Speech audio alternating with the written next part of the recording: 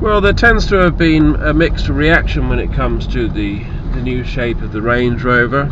I think it's generally accepted that the front end of the vehicle is very stylish, while the rear end does tend to remind some people of a vehicle that's been squashed by an elephant.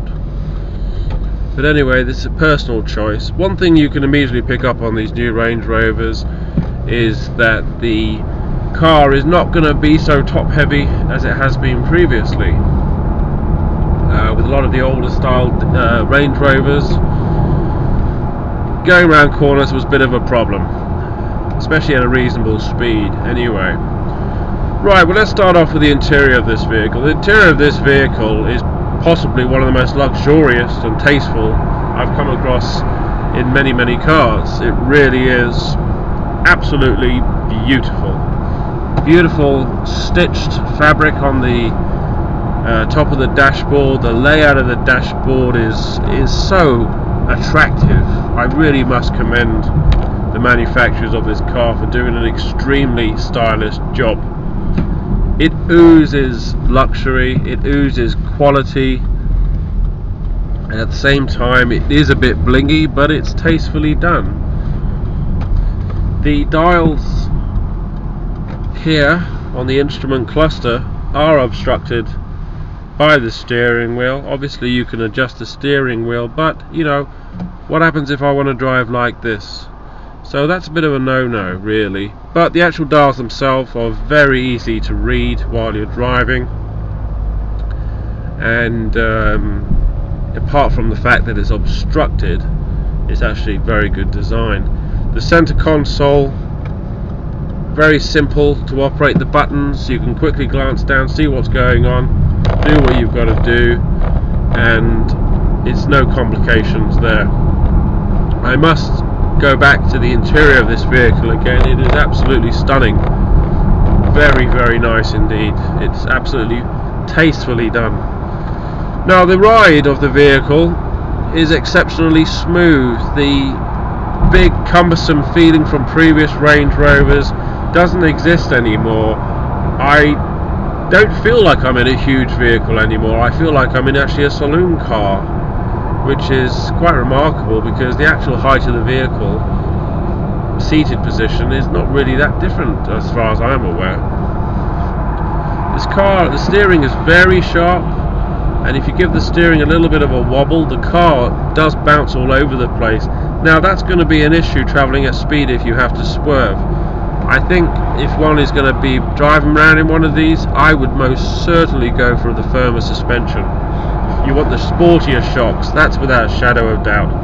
You want to know something goes wrong, you've got to get out of the way. This car is going to respond, and it's going to respond in a way which is favourable and not counter-affect your actions and be boating and bouncing all over the place. The side mirrors on this vehicle are enormous, and you can see everything. That is very well designed. They are absolutely huge, and they don't look out of place at all. 10 out of 10 to Range Rover for getting that one right. Now, the rear view vision is absolutely tiny. You're looking through a tiny gap in the back. 1, 2, 3, 4, 5, 6, 7, 8, 9. There's 9 segments of the rear window heater that you've got to look through. It couldn't be more than a little over 12-13 inches in actual height. It's absolutely minute.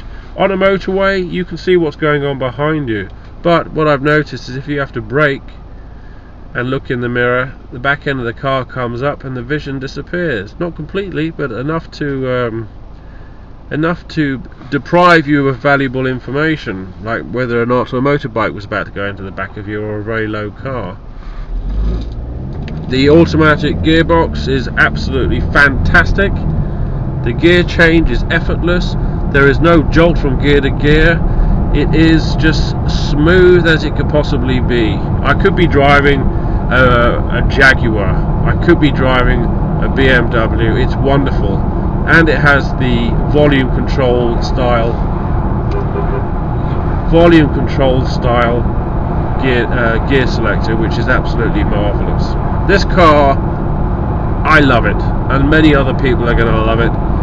The only thing I think is going to possibly turn people off it is the appearance of the vehicle. You either love it or you don't. But when you realise, when you've driven both styles of Range Rovers, the bigger ones and then the smaller, more compact shape, you suddenly realise how that drastic change was necessary for the progression and evolution of the vehicle. It has made a world of difference, and it shows. I can't get over the engine in this car. It's a big old engine. I can just about hear it. And as I was saying, the gear change is absolutely fantastic.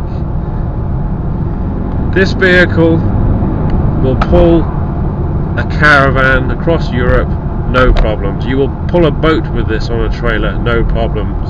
And it will also power past a lorry that you're overtaking on the motorway. If you're fortunate enough to be able to afford one of these vehicles, I don't think wild horses could stop you from buying one. Once you've had a test drive, the car will be sold to you. This is one of the best cars on the market at the moment, in the luxury car market, and to be fair, the only thing I can find wrong with it is the obstruction of these speed dials here.